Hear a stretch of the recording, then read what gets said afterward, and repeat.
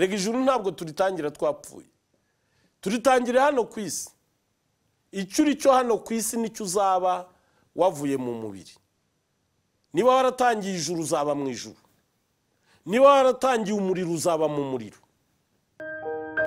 Ubuyobe, imitego n'ibitero bya Sekibi, ububasha bwa muntu, urumuri rwa muntu, umutsindo, ubutabazi bw'abamarayika, ubucibwe bwa shitani, ubutabazi bw'abatagatifu, inyenga ku isi, muri umunyu w'isi, muri urumuri rw'isi.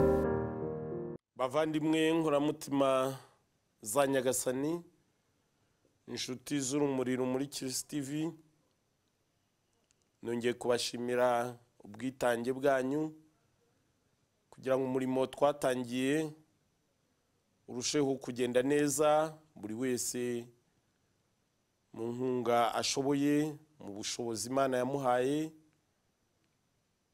mu kugeza ibiganiro kuri benshi baba bikeneye. Hari abadafite amatelefone, hari abatari ku mbuga nkoranyambaga, hari abavandimwe bemeye ko babikora, hari ababihindura mu zindi ndimi. Mwese ndabashimira n'abatanga inkunga zo kugira ngo bikorwe neza.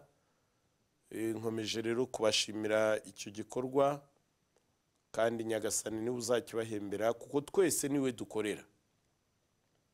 Twese turakora kugira ngo ingoma y'Imana yaguke igere kuri buri wese, Kiliziya y'Imana irushaho gutera imbere.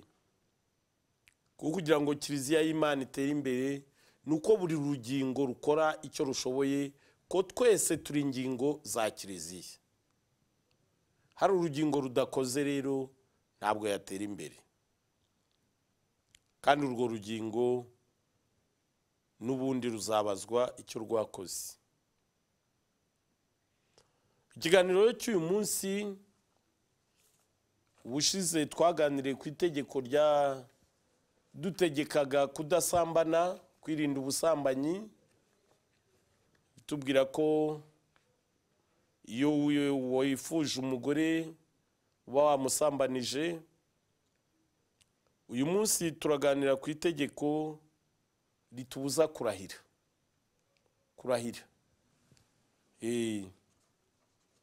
Itegeko ritubuza kurahira, kuko usanga kenshi abantu barabigize imikino, ndetse n'abakristo.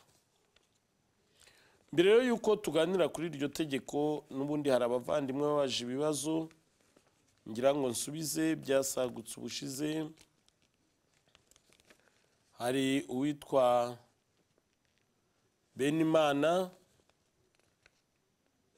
Benimana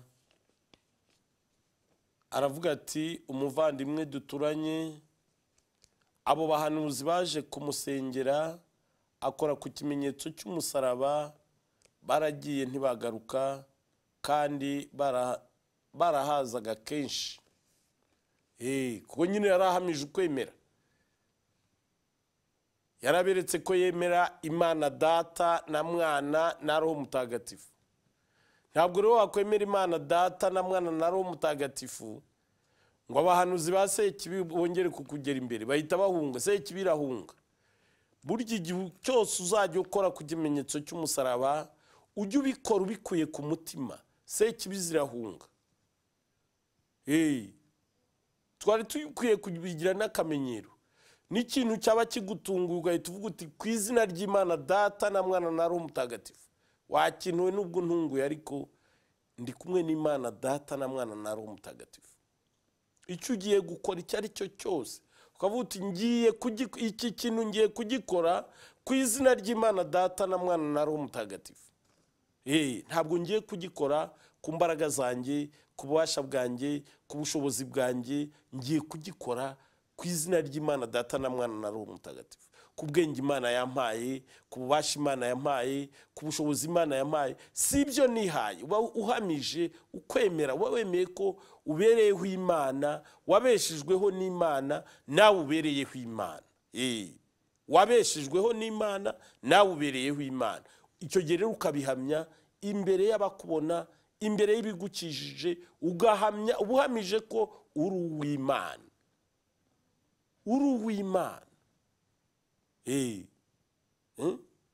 iri funguro mu mpaye ngiye kurifungura ku izina ry'Imana Data na Mwana na Roho Mutagatifu. Ushatse wanarekeraho byaba bihagije niyo utagira ibindi wongeraho.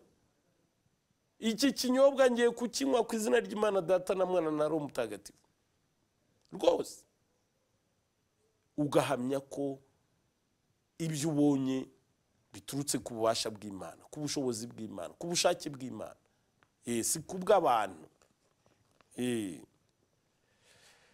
Agakomeza rero nanone atubwira ni Victoire Benimana n'ubundi atari umuyehova wansabye ko ntazongera kuvuga ijambo Bikira Mariya. Ntabwo ari we bigusabye, ikimurimo nicyo cyabigusabaga. We ntacyo byamutwara kuko ni umuntu. Erega tujye tumenya ukuri, we ntacyo bimutwaye, ariko ikimurimo iryo zina rirakibangamiye. Rego iyo uvuze Bikira Mariya uvuze ikintu gikomeye. Uhamije ko Yezu yaje ku isi kuko uwo niwe yanyuze maze ku isi. Uhamije ko Imana yacunguye isi, kujya kuyicungura yabivuganye na Bikira Mariya. Ibyo rero ntabwo shitani ishaka ko byibukwa. Ntabwo ishaka ko byibukwa. Buryo uvuze Bikira Mariya uvuze ibintu byinshi shitani idashaka ko byibukwa. Niyo mpamvu nyine izina ryirirwanya. Uvuze byinshi, uvuze ivuka rya Yezu Kristo, uvuze ukuza ku isi kwa Yezu Kristo, uvuze ku isi yacunguwe, ku isi yabonye agakiza kanyuze kuri uwo. Ko ntiwavuga ngo agakiza kaje ku isi uterekana aho ako gakiza kanyuze, utemera aho kanyuze, buryo uba wabyishe. Agakiza kaje ku isi ariko gafite aho kanyuze.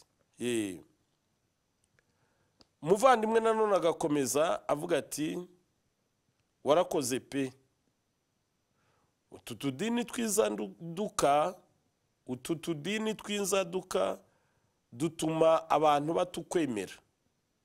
Dore ikindi kimenyetso nabonye kigaragaza Yezu Kristo, gukunda Bikira Mariya. Ibyo ni ukuri, ibyo ni ukuri. N'ubundi Bikira Mariya ni ikimenyetso cyerekana ko Yezu yaje ku isi. Ni ikimenyetso. Gukunda Bikira Mariya bivuga yuko ukunda umucunguzi, ukunda uwo yabyaye, kuko ntabwo wakunda umubyeyi ngo wange umwana we. Ibyo ntabwo bishoboka. Ntabwo wakunda umubyeyi ngo wange umwana we. Umuvandimwe Teresa Akimana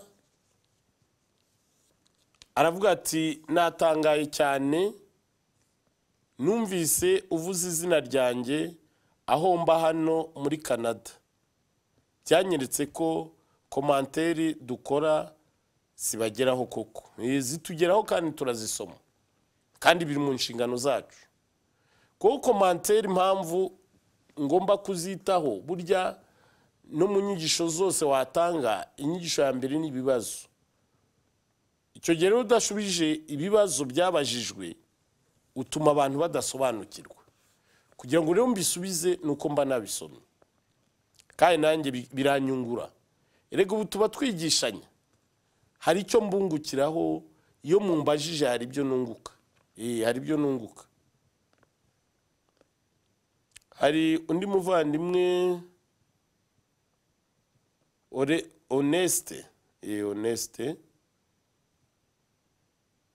Honeste aravuga ati komera Faustin, umuntu wamaze gukorerwa isengesho rya deliverance bagasenya ibihango byose bya Sekibi yakoreweho n'ibyo yagiyemo, abashobora kwirukana Sekibi akayikubita ikava mu wundi muntu irimo, cyangwa bisaba ko aba yaramaze kuba umukarismatiki.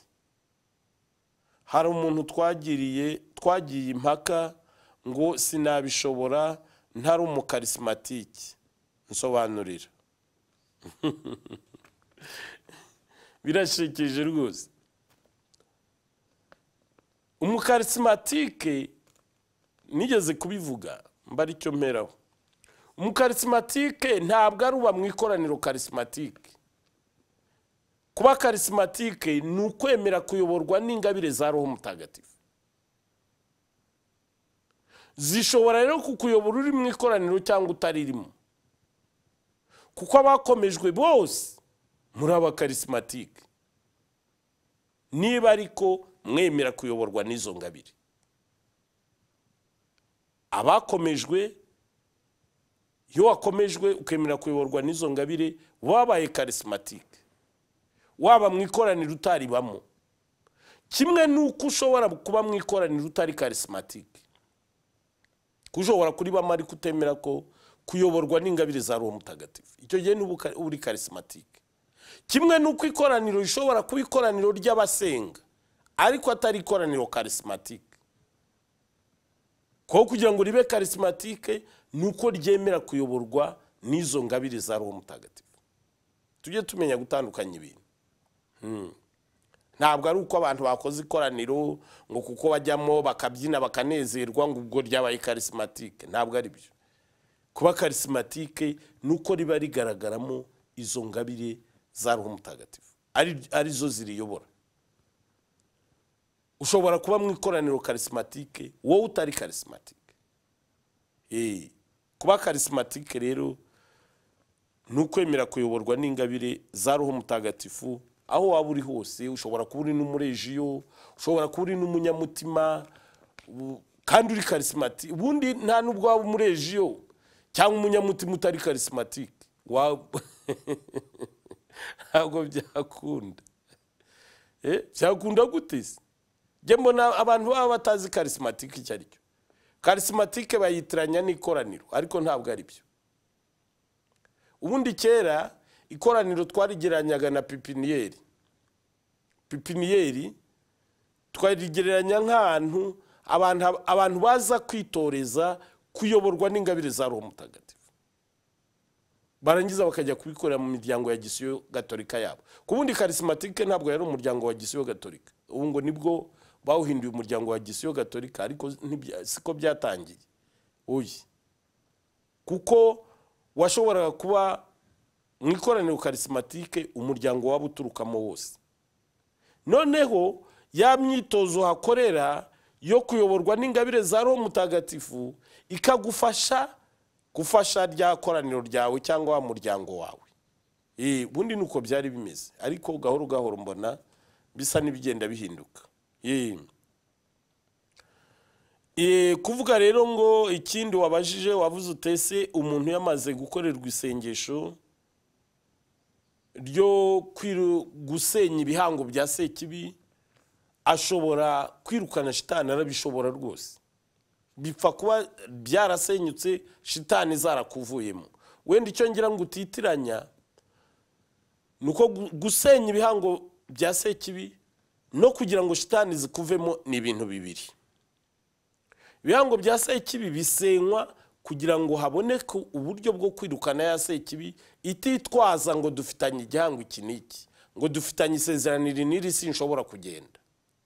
Ariko iyo bimaze gusenywa hakurikiraho kwirukana za shitani. Iyo za shitani zimaze gutsindwa rero zikakuvamo, ukemera kuyoborwa na Roho Mutagatifu, shitani urazirukana rwose, nta gitangaje kirimo. Urazitutumura ukazirindimura, kuko ntizakongera kugukangisha ngo zakubayemo. Biba byarangiye. Ntizishobora no kwibuka ko zakubayemo, ntabwo zongera kubyibuka. Biba byarangiye iyo zamaze kukuvamo ukayoborwa na Roho Mutagatifu. Nta nubwo zishobora kukumenya ngo zimenye ngo ni wa wundi twahozemo. Ntabwo ibyo bishoboka. Erega ibintu by'amaroho ntabwo biba byoroshye, ntabwo zishobora kubimenya. Urazikubita rwose ukazivunira umuheto, zikarindagira, zikajya zibaza aho waturutse. Ahubwo mwana kubitana zikakubaza ngo ese waturutse he? ko nta dosiye zibugifite iwazo zakumenyera he? Kubundi zikumenyera ku madosiye, nta dosiye ubugifite. Uyu munsi rero tugiye gukomeza tureba itegeko rituza kurahira.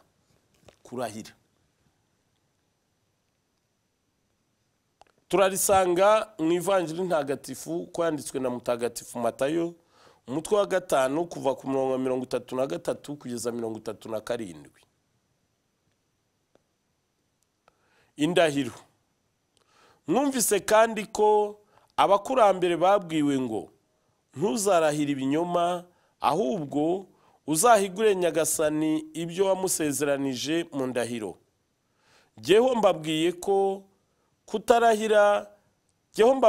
kutarahira na gato. Arukurahira ijuru kuko ari intebe y'Imana. Arukurahira isi kuko ari umusego w'ibirenge by'Imana. Ari na Yeruzalemu kuko ari umurwa w'umwami mukuru. Ntukarahize umutwe wawe kuko udashobora guhindura n'umwe mu misatsi yawe umweru cyangwa igikara. Mujye muvuga muti yego niba ari yego, cyangwa oya niba ari oya. Ibigeretseho bindi biba bivuye kuri Sekibi. Yego niba ari yego, oya niba ari oya, ibigeretseho bindi biba bivuye kuri Sekibi. Iyo ni ivanjiri ntagatifu.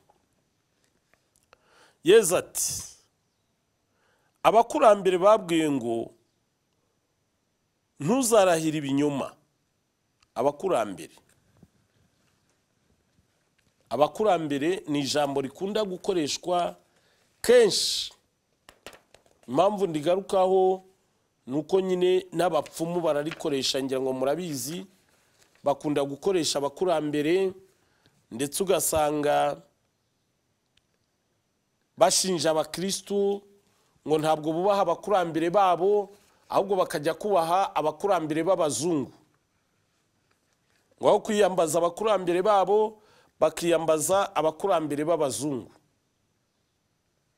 Niyo mpamvu rero ibi bigomba gusobanuka. Ijambo abakurambere.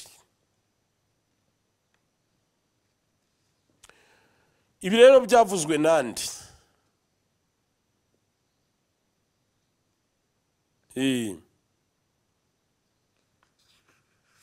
Abakurambere byavuzwe nande?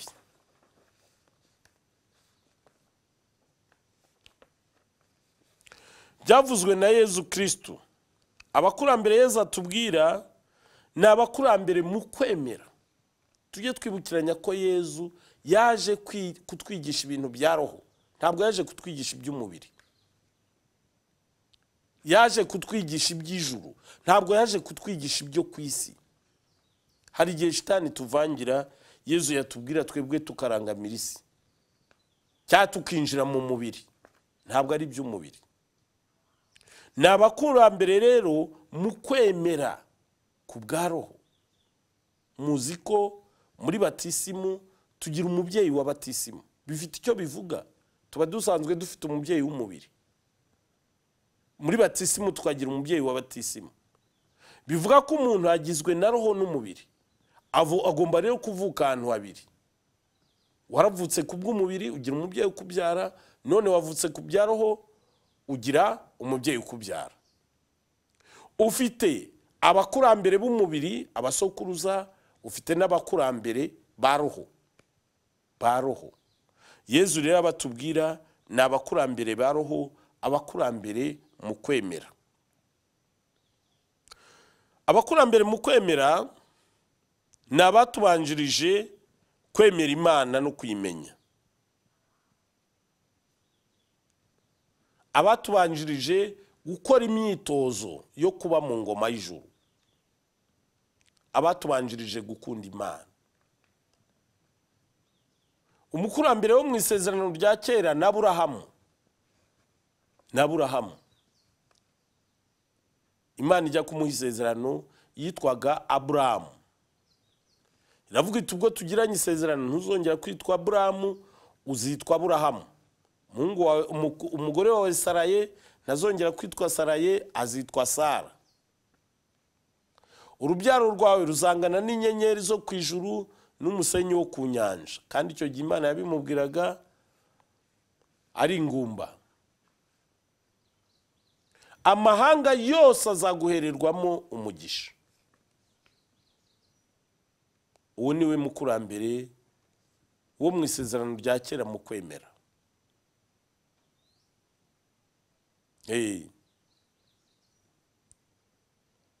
Umukurambere wo mu isezerano rishya ni Bikira Mariya.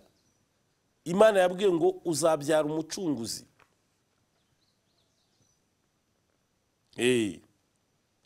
Yezu rero aratubwira ati abakurambere banyu babwiwe ngo.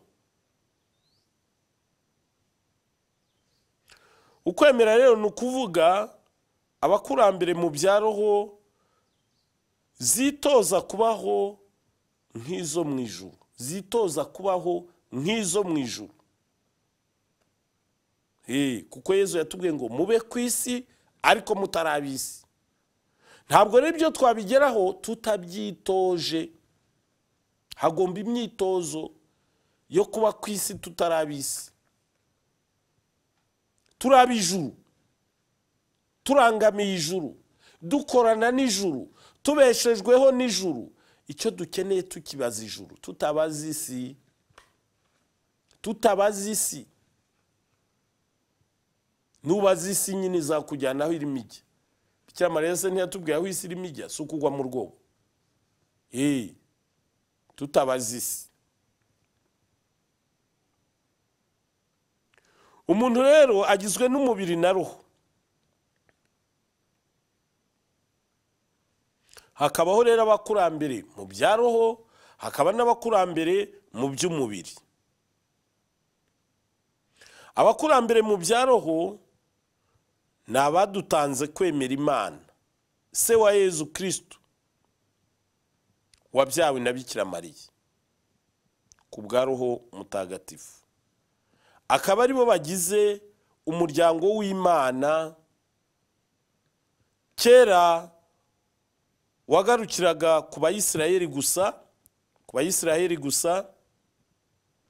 Yezu aje arawuvugurura, afungura amarembo kugira ngo n'abatari Abayisiraheli binjire. Nibwo buryo natwe twawugezemo. Nuko ashinga kiliziya imwe itunganye gatolika yashinze ku ntumwa ze 12. Abakurambere mu kwemera. Hakaba n'abakurambere b'umubiri. Icyo gihe rero uyoboka bushaka. Kuri iyi si hari abayobotse abakurambere b'umubiri, kuko bo ibyaba bizagarukira ku mubiri. Hari rero natwe twayobotse abakurambere ba roho mu kwemera, kugira ngo tubarebereho, twitoze, dukora imyitozo yo kuzabana nabo mu ngoma y'ijuru. Yero bavuze abakurambere, ujye ubanza witonde ibibazo utese abakurambere bavuga nabahe, ese abo nemera nabahe.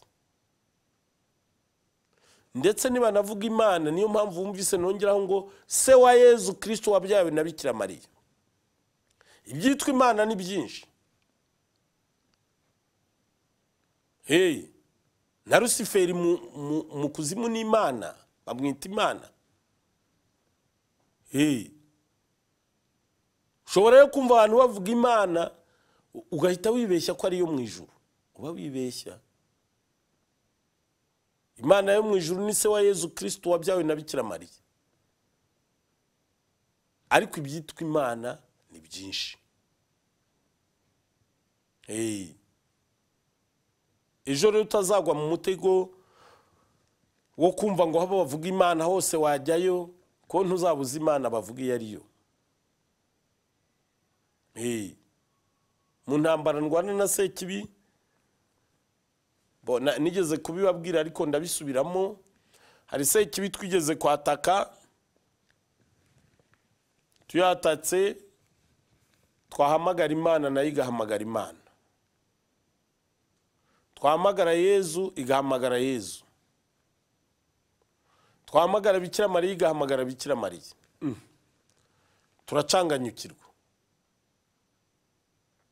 Umunsi wa mbere, umunsi wa kabiri,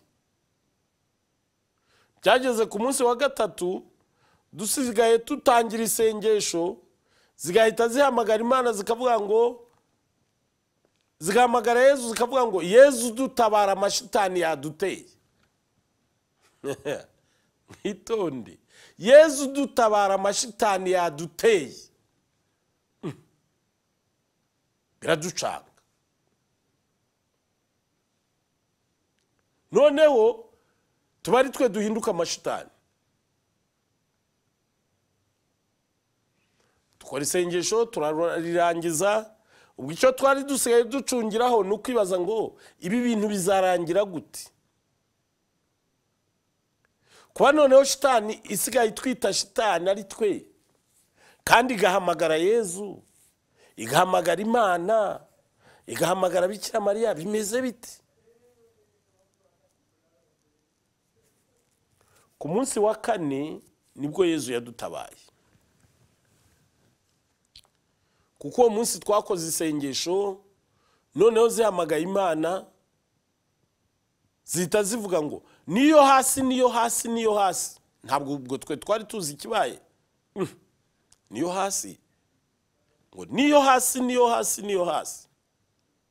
Turongera turazishyushya zirongera zihamagaye Yezu ziravuga ngo nuwo hasi, nuwo hasi, nuwo hasi, nuwo hasi. Turakubita zihamagaye Bikira Mariya ziravuga ngo nuwo hasi, nuwo hasi, nuwo hasi. Turavuga sawa rero biratunganye. Ubwo tumenye ko abo zihamagara nabo hasi, reka tukwereka natwe duhindura umukino. Ubwo zongeye guhamagara Imana, turayitwika mu izina rya Yezu. Zongeye guhamagara Yezu, turamutwika mu izina rya Yezu. Zongeye guhamagara Bikira Mariya, turamutwika mu izina rya Yezu.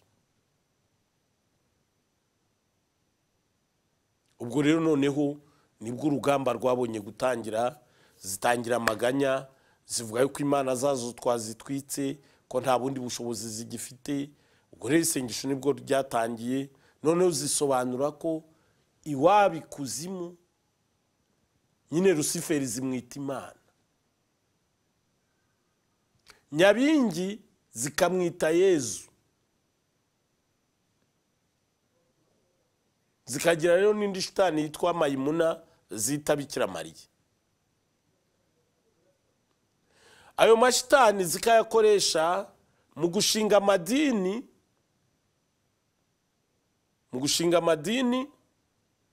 zikayakoresha mu kubonekera abantu, mu gushinga amadini no kubonekera abantu. Shitani kazi kakubonekera ikakubwira iti ndi Yezu, ikagutegeka ibyo ukora ukabikora. Ndi Bikira Mariya, ikagutegeka ibyo ukora ukabikora. Ndi Imana yo mu ijuru, ikagutegeka ibyo ukora ukabikora. Mujye mwitonda rero, igihe ibintu bije bibabwira ngo ni Imana, ujye ubanza wibaze urebe n'imikorere yabyo. Gusa iyo uzi gushishoza, nivuze ko ari Imana cyangwa ari Yezu cyangwa ari Bikira Mariya, ni hahandi ikora nka shitani. Ikimenyetso cya mbere kibikwereka ni ukukubuza ubwigenge. Iyo ukoreshwa niyo shitani yisi Imana cyangwa Yezu cyangwa Bikira Mariya, icya mbere kubuza ubwigenge. Icya kabiri kagukubita amasengesho y'urudaca.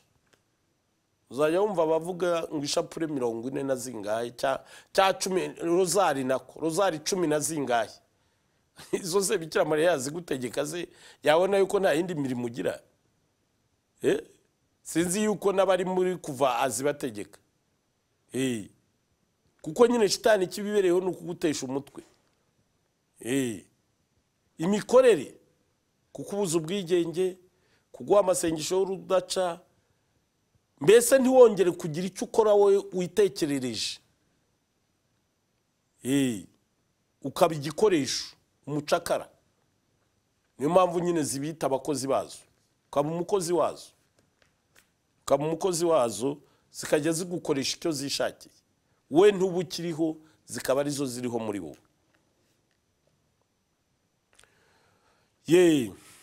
Imana se wa Yezu Kristu wabyawe na Bikira Mariya ku bwa Roho Mutagatifu. Abo rero bemera nibo bagize umuryango w'Imana.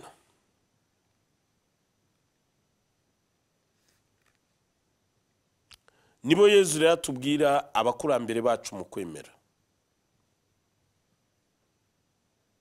Abakurambere b'umubiri ni ababyeyi batubyaye, abasokuru n'abasokuruza kugeza mu bisekuru bya kuri bya kera. Abo ni ababyeyi b'umubiri. Ababyeyi ba roho ni ukuva kuri Aburahamu kugera kuri Bikira Mariya n'abatagatifu n'abandi bose bari mu ijuru. Nibo bakurambere mu kwemera. Muvandimwe rero, Yezu aradutegeka kutarahira na gato, na gato. Twumvikane, ntabwo avuze kutarahira gusa. Ntabwo avuze kutarahira gusa. Kutarahira na gato.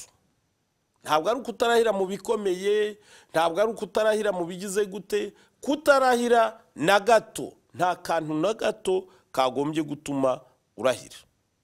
Na gato, kutarahira na gato.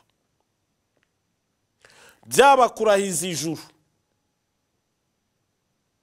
byaba kurahiza isi, byaba kurahiza ijuru kuko ijuru nyine ni iry'Imana, byaba kurahiza isi cyangwa kurahiza Yeruzalemu kuko ari ijuru, ari inteko y'Imana. Ni inteko niho Imana itetse, niho yicaye. Isi ikaba umusego w'ibirenge byayo, Yeruzalemu ikaba umurwa w'umwami mukuru, Yeruzalemu. Iyo Yeruzalemu nubiriho niyo ari umurwa mukuru w'ukwemera kera kubemera Imana. Ariko Yezu amaze kuza, Yeruzalemu wo mu isezerano rishya kugeza ubu ni Vatikani, niyo Yeruzalemu wo mu isezerano rishya. Ahatetse intebe ya Petero yicarwaho n'abamusimbura uko bagenda bamusimbura, bakaba rero bahagarariye Yezu Kristo. Ni ukuvuga ngo ndibuka ndi umwana najya numva abantu bari ngo ndagatwika kiliziya y'Imana. Wamubwira akantu ngo ndagatwika kiliziya y'Imana. N'ubu ngubu umuntu amuga ngo n'izina ry'Imana, kandi mu tuntu tw'ubusa. N'izina ry'Imana, Imana impane, ndagacika ijosi kagira gutya, ijosi riragacika. Ijosi ze urarica warariremye. Mureke kurahira. Yezu aratubwira kutarahira na gato, na gato. Akatubwira rero mujye muvuga yego igihe ari yego, ariko ubundi icyo kirakomeye. Niba umuntu akubajije ikintu ukamubwira uti iki ni yego cyangwa se oya, niba ari oya, ibyo birakomeye. Ibindi tugerekaho wa mugani wa Yezu tubigerekaho ngo bigende bite. Niba ikintu ari umweru n'umweru, niba ari umukara n'umukara, washubije ibyo yego oya. Ibyo byonyine bitunaniza iki? Ugasanga umukristo yarahiye, indahiro yazicurukiranije, arazisubiramo, aragira gute. Ibyo byose Yezu atubwira ko biba bikomoka kuri Sekibi. Mujye muvuga yego igihe ari yego, muvuge oya igihe ari oya.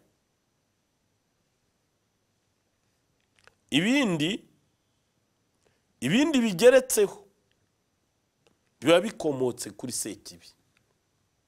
Ibyo ugereka kuri yego biba bikomoka kuri Sekibi, ibyo ugereka kuri oya biba bikomoka kuri Sekibi. Impamvu rero ni iyi, namwe mubigenzure murebe.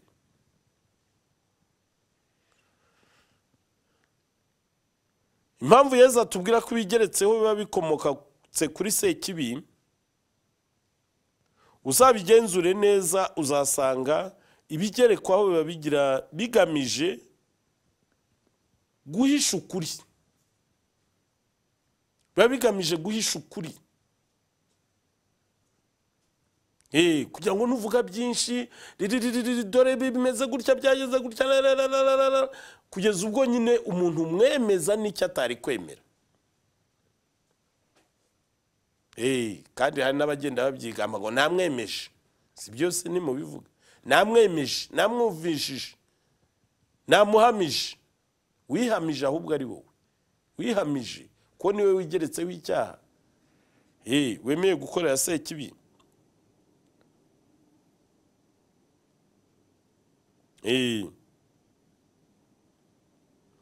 Ibyo byose rero tugerekaho Yesu aratubwira ko ari ibya Sekibi, se w'ibibi byose, se w'ibinyoma byose, kuko kenshi biba ari ibinyoma, se w'ibinyoma byose. Iyo rero uri mu kinyoma uba wayobotse Sekinyoma, uba wabaye umwana wa Sekinyoma, ubwo se uba wungutse cyangwa ubuhombye.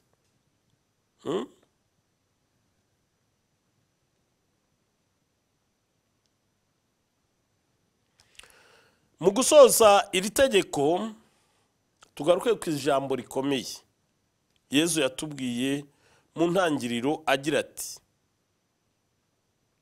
uzahigure Nyagasani ibyo wamusezeranije mu ndahiro, ibyo wamusezeranije mu ndahiro. Aho kuri gucurikiranya indahiro, uzahigure Nyagasani ibyo wamusezeranije mu ndahiro. Muvandimwe, ibyo wasezeranije Nyagasani mu ndahiro urabyibuka. Uzahigure Nyagasani ibyo wamusezeranije mu ndahiro.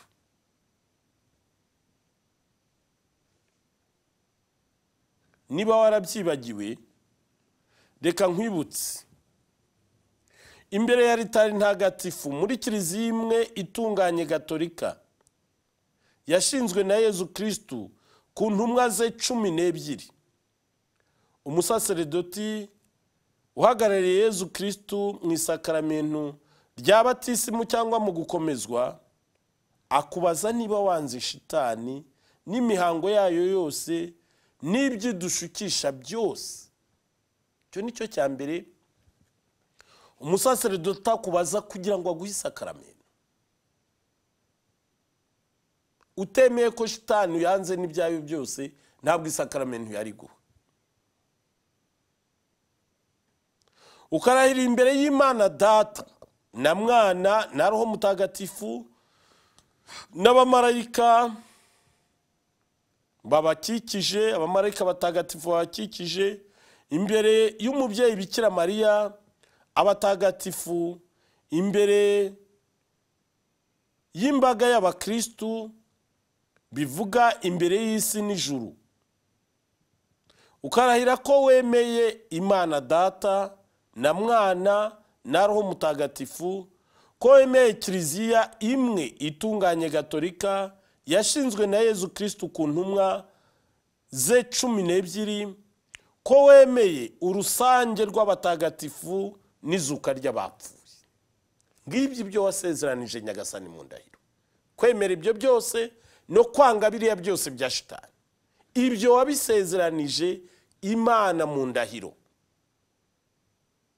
imbere y'isi n'ijuru, imbere y'abamarayika n'abatagatifu, imbere y'imbaga y'abakristo, imbere y'isi n'ijuru. Isi n'ijuru biba byakoranye, byose biba biraho, nuko duhumye amaso yacu adashobora kubibona, ariko ijuru riba riraho. Imana Data ibihari, Imana Mwana ihari, Roho Mutagatifu ahari, umubyeyi Bikira Mariya ahari, abatagatifu n'abatagatifu kazi bahari, abamarayika barinzi bacu bahari. Isi n'ijuru byahuye, byasabanye, ugakora indahiro, ugasezeranya Imana mu ndahiro ko wanze shitani n'ibyayo byose, n'umutima wawe wose n'imbaraga zawe zose n'amagara yawe yose, ko wemeye Imana n'umutima wawe wose n'imbaraga zawe zose n'amagara yawe yose. Ibyo ubisezeranya Imana mu ndahiro, urabirahira. izi ndahiro rero twarahiye Imana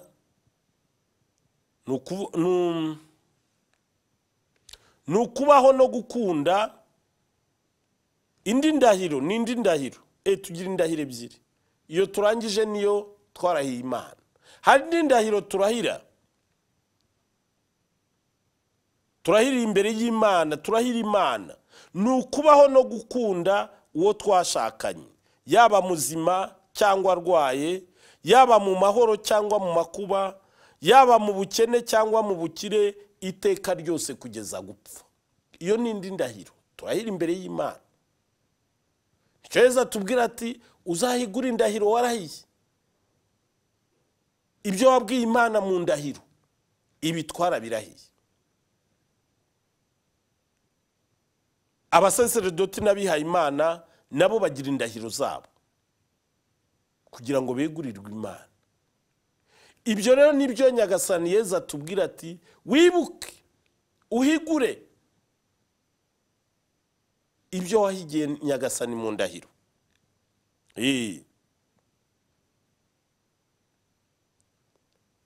Izo ndahiro zombi zirakomeye. Kubashakanye bo banza bazisiga mu kiliziya baba batakizibuka, nyamara zizadukoraho.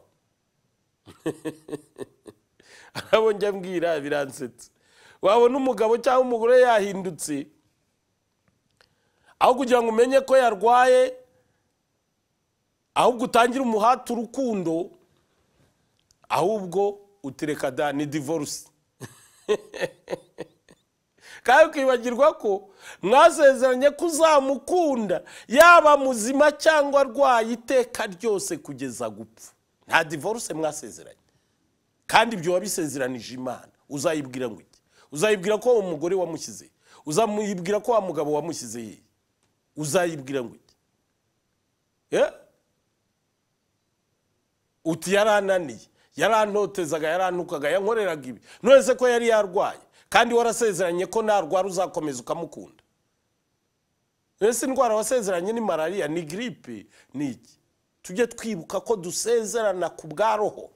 Ni indwara ya roho, roho yarwaye. None roho irarwaye, umutaye mu bitaro urigendeye rero. Azakizwa niki? Imana uzayibwira ngo iki? Dusezerana ku bwa roho. Indwara zivugwa hariya ni za roho, ntabwo ari iz'umubiri. Niba ari grippe n'umuturanyi wayimurwaza, malaria n'umuturanyi wayimurwaza, ariko dusezerana ku bwa roho, ntabwo ari ku bw'umubiri gusa. Twese tubisubiramo abashakanye. Nzagukunda, nzakubaha, waba muzima cyangwa urwaye, haba mu mahoro, haba mu makuba, iteka ryose kugeza gupfa. Shitani yarabashutse ngo za divorce. Muntu ukora divorce urarye ntume. Ko ku munsi w'urubanza uko zisobanura simbizi. Ntabwo mbizi. Rwose ndakurahiye, ntuzavuge ngo Faustin sinakubwiye. Niba hari icyaha kibabaza Imana mu buzima ni divorce. Divorce irenze n'ubwicanyi. Kuba wisha abantu benshi, uba wisha abo mwabyaye, uba wisha imiryango mukomokamo, uba wisha ababashyingiye, uba wisha inshuti zose mwari mufite, uba wisha ibyo bintu byose n'ubibazwa uzasobanura. Divorce ko ari ubwicanyi bwa roho, ntabwo ari ubwicanyi bw'umubiri, ariko n'ubwicanyi bwa roho. Abantu bose barapfa, abana barapfa, inshuti zirapfa, imiryango irapfa, imiryango igasubiranamo, ibiki bigapfa, inshuti zigapfa, ibyo byose n'ubibazwa uzasobanura ngo divorce.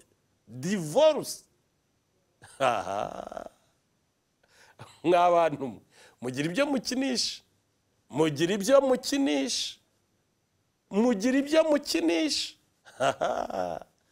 Nyogokuru yajya atubwira ngo ububyara buba ku nkono y'isogo, ntabwo buba ku nkono y'inyama. Wibuka ijambo rikomeye Yesu atubwira.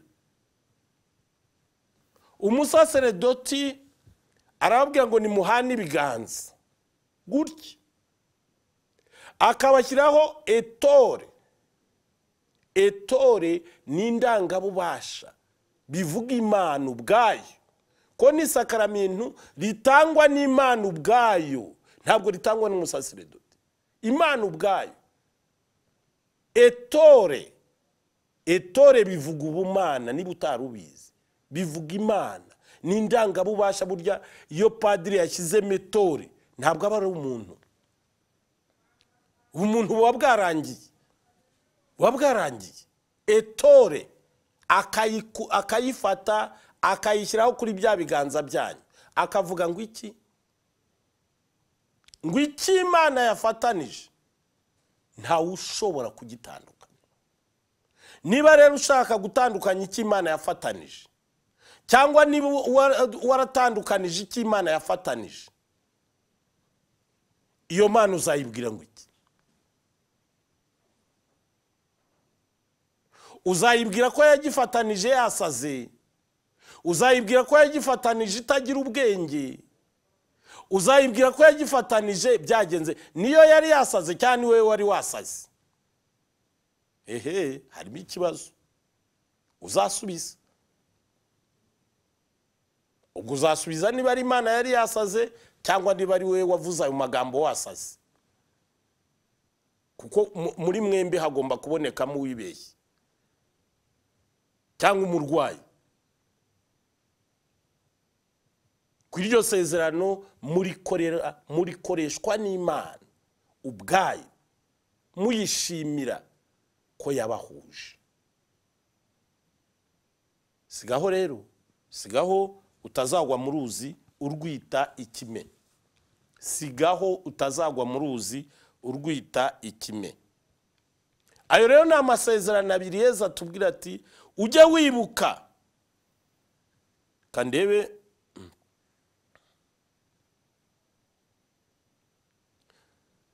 kambisubiremo, ntaza kubivuga uko nishakiye, uko Yesu abitubwira ngo wibuke ibyo wasezeranije Nyagasani mu ndahiro.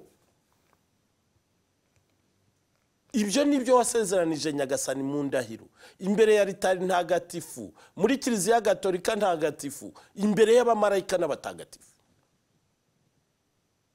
Reka imikino, reka imikino.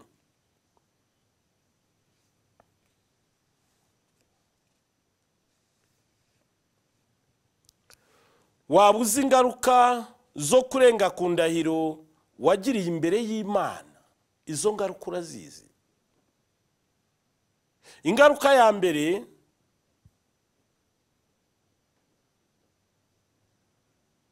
ni ukudakura mu bukristo, ugahora uri hasi hari uri akazuyazi. Ingaruka ya kabiri, ingaruka ya mbere ni ukudakura mu bukristo, iya kabiri ni uguhora uri akazuyazi, iya gatatu ni uguhora mu bitero bya sekibi, gahora igutera amanywa n'ijoro kubera nyine nta mbaraga ufite zo kwirwanya. Ingaruka ya gatatu ni uguhindaguranya amadini, bucyavuye muri iri wagiye muri ririya, aho ugeze hose Imana uyibura, ku Imana uba wamaje kwitandukanya nayo. Ingaruka ya kane ni uguhora wicuza icyatumye ubaho, guhora wicuza icyatumye ubaho, gahora wicuza icyatumye ubaho. Ingaruka ya gatanu ni ukutagirira Imana icyizere. Ingaruka ya gatandatu ni ukutagira icyizere cy'ingoma y'ijuru, ugahora ushidikanya ko ingoma y'ijuru iriho, ushidikanya ko uzayibamo cyangwa uzayigeramo. Ingaruka ya karindwi ni ukudasabana n'Imana, ukumva urasenga ariko ukumva hari igikuta kigarura amasengesho yawe ntagera ku Mana. Kudasabana n'Imana, ko ntushobora gusabana n'Imana warayihemukiye akageni kangana kuriye. Kudasabana n'Imana.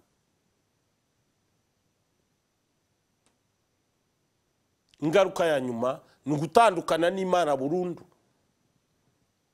ukajya mu nyenga y'umuriro. Ukajya mu nyenga y'umuriro. Ntabwo uzica abantu bangana kuriya ngo uvuge ngo uzabona ijuru. Ntabwo bibaho. Ntabwo bibaho. Ntabwo uzica abantu bangana kuriya ngo uvuge ngo uzabona ijuru. Ntabwo bishoboka. Gutandukana n'Imana burundu. Muvandimwe rero, waba uzi ibyiza byo kubahiriza indahiro wagiriye Imana, ibyiza birimo. Icyambere ni ukugira amahoro y'umutima. Uhora ufite amahoro y'umutima. Nubwo haba ibyago, nubwo haba ibiki, amahoro y'umutima nta kiyakwambura. Ugira aya mahoro nyine Yesu yadusezeranije ati, mbasigiye amahoro, mbahaye amahoro yanjye. Icya kabiri ni ibyishimo. Kwishimira kuriho kandi kuzabaho ubuziraherezo. Icya gatatu ni ukwizera Imana muri byose, igihe cyose naho uri hose. Kwizera Imana muri byose, igihe cyose naho uri hose. Kumva uyifitiye icyizere, waba urwaye, waba umeze utari kukumva, Imana urayizeye. Icya kane ni uguturwamo na Roho Mutagatifu. Kuyoba wubahirije nyine amategeko y'Imana, uturwamo na Roho Mutagatifu. Icya gatanu aricyo cya nyuma ni ukuba gutangirira ijuru hano ku isi. Gutangirira ijuru hano ku isi. Erega ijuru ntabwo turitangira twapfuye. Turitangira hano ku isi. Icyo uri cyo hano ku isi nicyo uzaba wavuye mu mubiri. Niba waratangiye ijuru uzaba mu ijuru. Niba waratangiye umuriro uzaba mu muriro. Uzaba mu muriro. Icyo gihe rero iyo wishe ayo mategeko, iyo wishe indahiro warahiriye Imana, uba watangiye umuriro, uzawubamo rero. Bavandimwe, ndagira ngo nsozereze aho kuri iki kiganiro, twiyambaza umubyeyi Bikira Mariya wumviye amategeko y'Imana kugira ngo natwe adufashe. Ku izina ry'Imana Data na Mwana na Roho Mutagatifu, amina. Umubyeyi wacu Bikira Mariya, we washoboye kumvira Imana ku buryo busesuye, ndagusaba kugira ngo natwe udusabire, utugire inama kandi uzudufashe, kuko ibyo tunyuramo uyu munsi nawe wabinyuzemo. Wanyuze mu buzima bw'ubukene, wanyuze mu buzima bw'ubupfakazi, wanyuze mu buzima bwo gutotezwa. Ibyo byose natwe tubinyuramo. Uze rero utugire inama, utubwire uko wabyitwaragamo. Nyagasani Yezu Kristu, amasezerano yose tuyakoreye imbere yawe, tukagusezeranya ko tuzayuzuza. Ndagusaba rero ngo uduhe inema zawe n'ingabire zawe, cyane cyane muri iki gihe se kibirimo isenya ingo z'abashakanye, ibereka yereka umwe kundi ari mubi, kereka undi kundi ari mubi. Ndagusaba kugira ngo ubahumure amaso, babone, bongere kubona bwa bwiza bari babonye bashakana, bongere kumva ya magambo meza babwiranaga, bongere kubona urugo rwiza bateganyaga. Ubahumure amaso, sekibi yahumye. Ubatuburire urukundo nk'uko watubuye divayi mu bukwe bw'Ikana. Nabo urukundo rwabo rwari rumaze gukama no gukamuka, wongere urutubure, bongere bakundane kandi ubaha amahoro y'umutima. Ndagusaba Nyagasani Yezu kugira ngo utumanureho inema zawe, maze mu izina ryawe twirukane sekibi zasenyaga ingo z'abashakanye, sekibi zabuzaga abakristu kubahiriza isezerano bakugiriye, tuzimeneshe, tuzirohe mu nyenga y'umuriro. Izina ryawe rihabwe ikuzo mu ijuru, ku isi n'ikuzimu baripfukamire. Sekibi mu izina rya Yesu Kristo ndakwirukanye uve mu ngo z'abashakanye, uve mu rubyiruko, uve mu bana bato, ujye mu nyengamuriro. Mu izina rya Yesu Kristo ndakwirukanye uve mu ngo z'abashakanye, uve mu rubyiruko, uve mu bana bato, ujye mu nyengamuriro. Mu izina rya Yesu Kristo ndakwirukanye uve mu ngo z'abashakanye, uve mu rubyiruko, uve mu bana bato, ujye mu nyengamuriro. Mu izina rya Yesu Kristo ndakwirukanye uve mu ngo z'abihaye Imana, ujye mu nyengamuriro. Mu izina rya Yesu Kristo ndakwirukanye uve mu ngo z'abihaye Imana, ujye mu nyengamuriro. Mu izina rya Yesu Kristo ndakwirukanye uve mu ngo z'abihaye Imana, ujye mu nyengamuriro. Genda shitani ndakwirukanye mu izina rya Yesu Kristo, genda ujye mu nyengamuriro. Amasezerano bagiriye imbere y'Imana Data na Mwana na Roho Mutagatifu nakurimbure. Amasezerano bagiriye imbere y'Imana Data na Mwana na Roho Mutagatifu nakurimbure. Isakaramento ry'ugushyingirwa nirikurimbure. Isakaramento ry'ubusaseredoti nirikurimbure. Ugenda ujye mu nyengamuriro. Genda shitani ndakwirukanye mu izina rya Yesu Kristo. Imitego watega mu ngo z'abashakanye ndayirimbuye mu izina rya Yesu Kristo. Inzangano wazanaga mu ngo z'abashakanye ndazirimbuye mu izina rya Yesu Kristo. Urwikeko wazanaga mu ngo z'abashakanye ndarurimbuye mu izina rya Yesu Kristo. Amashyari wazanaga mu ngo z'abashakanye ndayarimbuye mu izina rya Yesu Kristo. Genda ujye mu nyengamuriro. Imitego watega abihaye Imana n'abasaseredoti ndayishenye mu izina rya Yesu Kristo.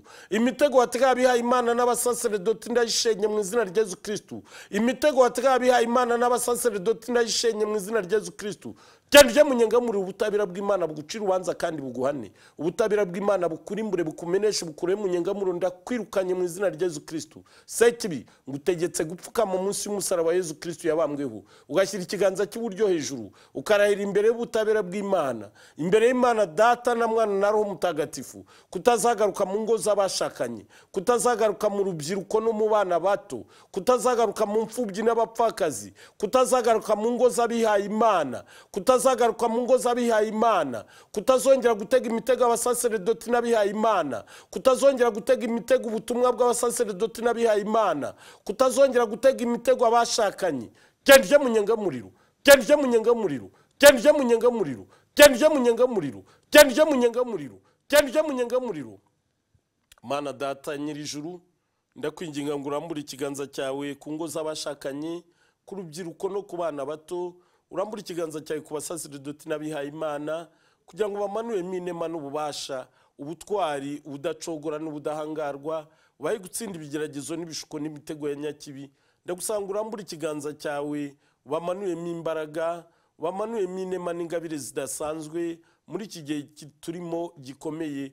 Kandi urambura ikiganza cyawe ubaha umugisha, umugisha ubwenge bwabo, umugisha ibitekerezo byabo, umugisha roho zabo n'imibiri yabo, umugisha ibyo wabahaye n'ibyo witegura kubaha byose, umugisha wabo batagatifuze, umugisha wabo barinde, umugisha wabo bakomeze, umugisha wabo uzabageze mu ngoma y'ijuru. Mubyeyi impuhwe Bikira Mariya, ndagusanga udutwikirize igishura cy'ubusugi bwawe, uturinde imitego ya nyakibi, utube hafi, uturengere udusabire, kugira ngo dushobore gutsinda nk'uko Yesu Kristo yatsinze. Bikira Mariya nyir'impuhwe, wibuke ko ntawe wigeze kumva ko washubije inyuma aguhungiyeho, agutakambira ngo umurengere umusabire. Nicyo gituma nkwizera, ndakugana nkuganyira ngo umpagarare uko ndi umunyabyaha. Mubyeyi w'umukiza, ntiwirengagize ibyo nkubwira, ubyumva ubyiteho. Amina. Dawe uri mu ijuru, izina ryawe ryubahwe, ingoma yawe yogere hose, icyo ushaka gikorwe munsi nk'uko gikorwa mu ijuru. Ifunguro ridutungura riduhe none, utubabarire ibicumuro byacu nk'uko natwe tubabarira abaducumuyeho, ntudutererane mu bitwoshya ahubwo udukize icyago. Amina. Kuko ubwami n'ububasha n'ikuzo ari ibyawe Nyagasani iteka ryose. Amina. Niyubahe Imana Data na Mwana na Roho Mutagatifu nk'uko bisanzwe iteka, niwe n'ubu n'iteka ryose. Amina. Ku izina ry'Imana Data na Mwana na Roho Mutagatifu. Amina. Amahoro ya Kristo mukomeze mubane na Yezu na Bikira Mariya, kandi mukomeze kugira umwaka mwiza, umwaka mushya muhire.